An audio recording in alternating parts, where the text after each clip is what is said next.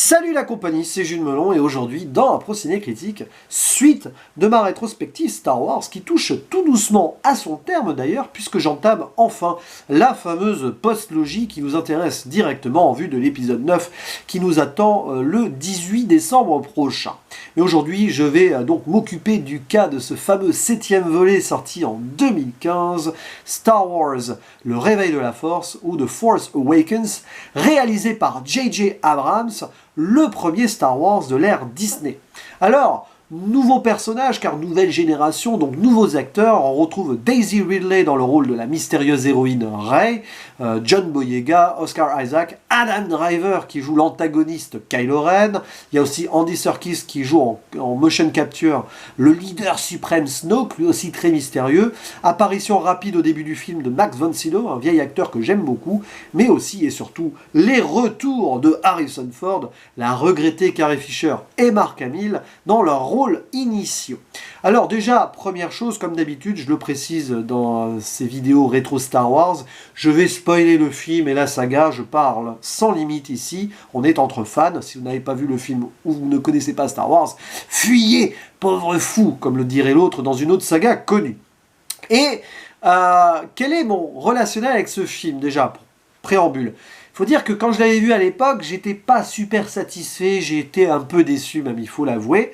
Depuis, je l'ai revu une deuxième fois, j'ai un petit peu, on va dire, fait évoluer mon jugement. Et là, troisième visionnage, est-ce que j'ai enfin apprécié ce long métrage à sa juste valeur? Eh bien, j'ai envie de dire oui et non. Oui, objectivement, il y a des choses qui sont très bien. Non, pour d'autres raisons. En fait, c'est très compliqué d'analyser et de juger un tel film selon où on se place. Malheureusement, j'ai le background et le recul des deux trilogies précédentes. Et forcément, comparativement, ce film me paraît un petit peu moins réussi, enfin, moins réussi que la trilogie originale, ça c'est sûr.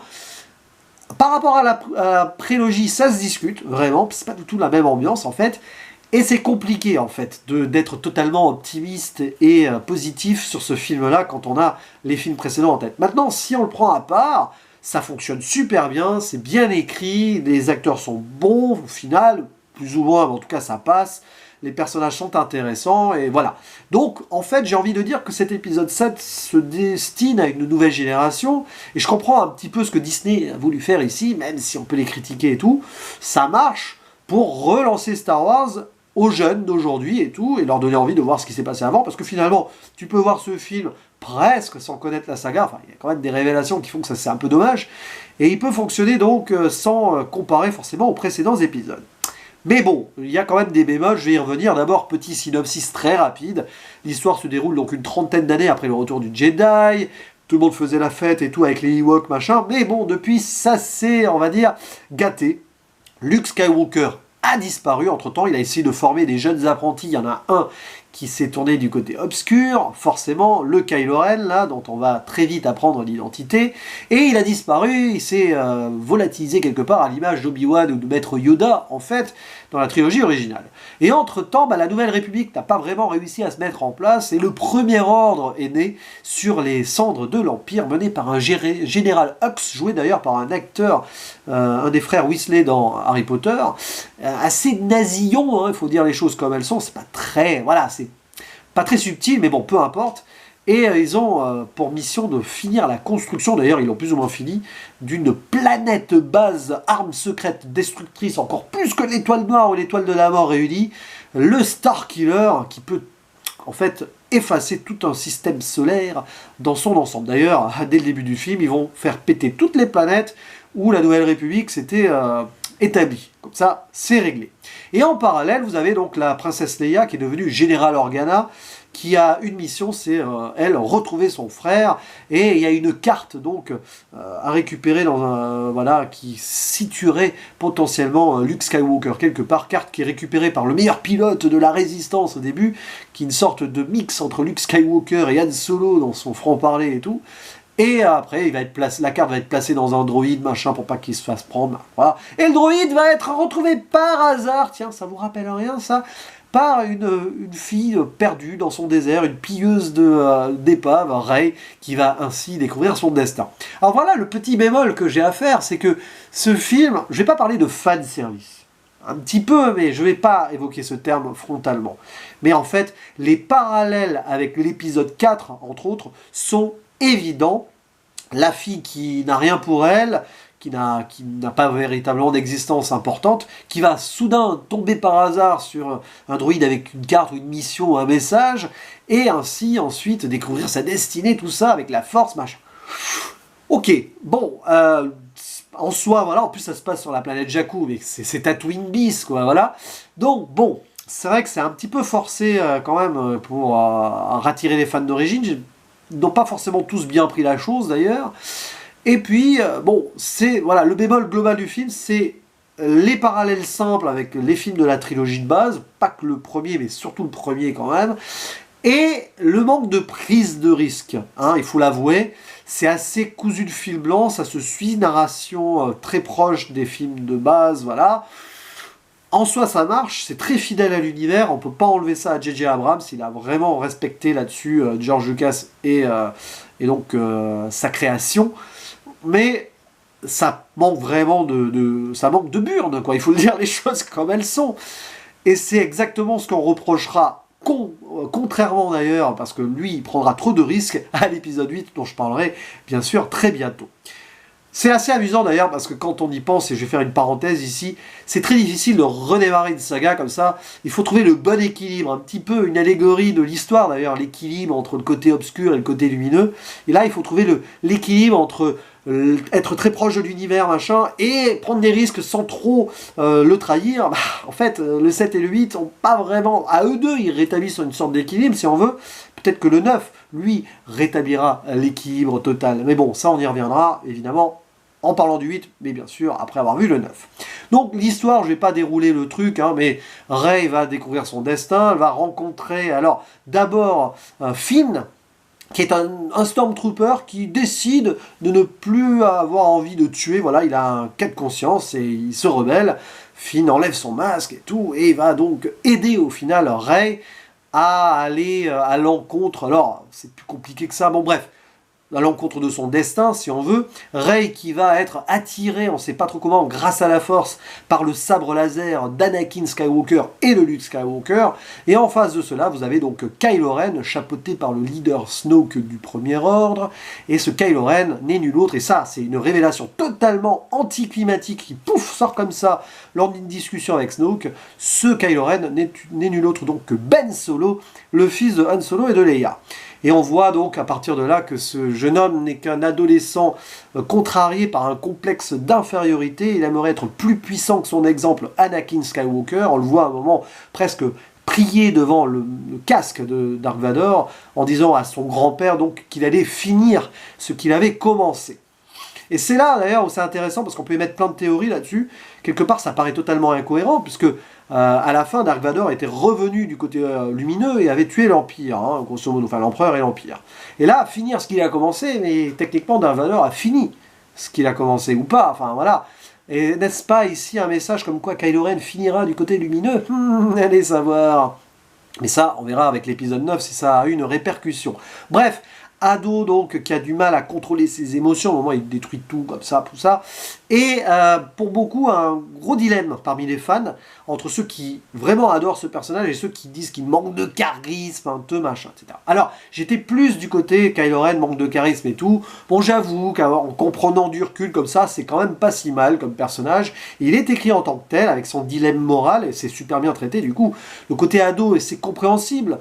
Il a grandi dans la rébellion et en étant attiré par le côté obscur, ce qui fait de lui un être instable, par définition. Donc pourquoi pas? Et puis peut-être c'est peut-être plus compliqué que cela, et on verra ça donc peut-être avec la conclusion de cette trilogie et donc de la saga. Donc voilà, confrontation entre Rey et Kylo Ren, il y en a dans le film, oui, clairement. D'abord du mind game, et Rey se rend compte qu'en fait elle utilise la force, elle la maîtrise sans l'avoir appris. Alors ça a beaucoup dérangé les gens aussi. Mais tant qu'on ne sait pas plus sur ses origines, attendons de voir, j'ai envie de dire.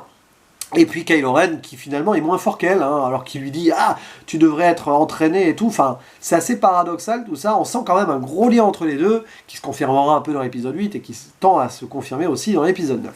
Bref, relationnel intéressant qui pose de bonnes bases, je l'avoue. Puis à côté, bon, la mission des résistants de désactiver le bouclier machin pour détruire la planète base de Starkiller. Ok, ça on l'a déjà vu, grosso modo, ce genre de plan et tout, dans Rogue One ou dans Retour du Jedi. Là aussi, ça fait redite et manque, on va dire, clairement de risque. Mais bon, ça rend hommage et au final, c'est une intrigue secondaire, donc peu importe. Et puis le retour d'Han Solo et de Chewie, là aussi par hasard, le film fonctionne sur beaucoup de hasards fortuits. En plus, ils retrouvent leur ancien vaisseau, le Faucon Millenium, qui a été pris par Fineray.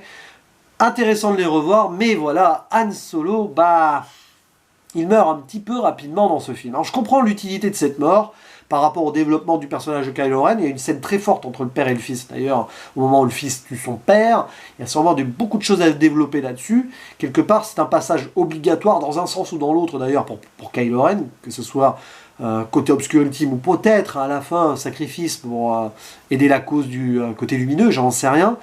Mais c'est dommage de faire revenir un tel personnage comme ça, aussi fort et charismatique, et le faire mourir aussi vite. Mais bon, c'est le seul, en fait, moment de prise de risque de cet épisode 7, mais il apparaît peut-être un petit peu forcé comme ça au début du film. Moi, personnellement, par exemple, j'aurais attendu peut-être en faire une conclusion de l'épisode. Mais bon, en soi, pourquoi pas, niveau narratif, c'est intéressant à aborder de ce plan-là. Et puis, ce qui est bien dans ce film aussi, c'est qu'on voyage. Voilà, il y a pas mal de petites planète sympathique, donc il y a Jakku qui ressemble à Tatooine, il y a la planète de Maskanata, là, celle qui détient le sabre laser de Luke et Anakin, voilà, des trucs sympas, la planète Starkiller aussi, avec son final enneigé, le combat entre Rey et Kylo Ren, et avant entre Finn et Kylo Ren, alors là aussi, Finn, qui est un lambda ultime, qui arrive quand même à tenir tête à Kylo Ren avec un sabre laser, bon... Il y a des choses qui... C'est pour ça que, dans mon esprit, et je l'ai un peu encore en tête, Kylo Ren manque quand même quelque chose, du moins d'une force, d'une puissance, pas forcément d'un charisme, mais de quelque chose, d'une force, parce qu'il se fait quand même pas dominer, parce qu'il le combat, il arrive à le vaincre, mais quand même tenir tête par un gars qui a récupéré un sabre un peu par hasard comme ça, bon, voilà. Puis il y a des thématiques toujours intéressantes dans cet épisode 7, et je conclurai là-dessus. L'amitié qui se crée donc entre Poe Dameron et Finn, entre Finn et Rey. Est-ce qu'il va y avoir un triangle amoureux ou pas? On ne sait pas, on verra, bon, pas trop. Les retours sympathiques de personnages, la résistance, la rébellion, portée par ce personnage de Finn, ex-Stormtrooper, qui va donc se rebeller contre son employeur. Voilà, des choses intéressantes, mais au final... Et puis il y a cette mythologie autour des Jedi, et puis certains flashbacks qui commencent à enterrer, qui donneront des choses intéressantes par la suite dans un épisode 8 qui a été très vite sabré par les gens, mais qui, moi, m'a pas déplu, et peut-être que je confirmerai ça dans ma prochaine vidéo rétro Star Wars. Voilà. Donc finalement, cet épisode 7 est loin d'être mauvais, clairement, vraiment. Objectivement, il est même réussi, clairement dans sa construction, dans sa réalisation, ouais. Disons que J.J. Abrams, c'est pas le meilleur metteur en scène du monde, ni le meilleur, on va dire, comment on appelle ça, directeur d'acteurs non plus. Les acteurs sont bons, mais c'est pas non plus extraordinaire. C'est pas au point de George Lucas, c'est pas au point de la prélogie, mais quand même, c'est pas un film pour acteurs ultime, quoi. Tout est correctement fait, mais au niveau de la storyline et tout, c'est quand même un petit peu incomplet selon moi. Peut-être la peur de J.J. Abrams de trop trahir l'esprit, donc voilà. Puis bon, le final, avec le retour de Luke Skywalker, ce sont ni l'irlandaise, là, enfin, je plaisante évidemment, mais ça a été tourné en Irlande. Là aussi, ça annonce le début de l'épisode 8, qui enverra voler en éclats d'ailleurs cette fin. Mais bon, ça sera le débat, un autre débat dans une prochaine vidéo. Bref, cet épisode 7, le réveil de la force, j'oscillerai clairement entre 6 et 7 sur 10 sur Sens Critique. J'hésite encore, là. C'est un 6,5. Parce que oui, j'ai quand même quelques bémols d'ensemble que je ne peux évidemment pas occulter. Mais c'est quand même pas non plus la catastrophe que beaucoup avaient annoncé à l'époque. Voilà. C'était mon avis sur cet épisode 7. Je vous dis à la prochaine pour l'épisode 8 et d'autres vidéos, évidemment. Ciao.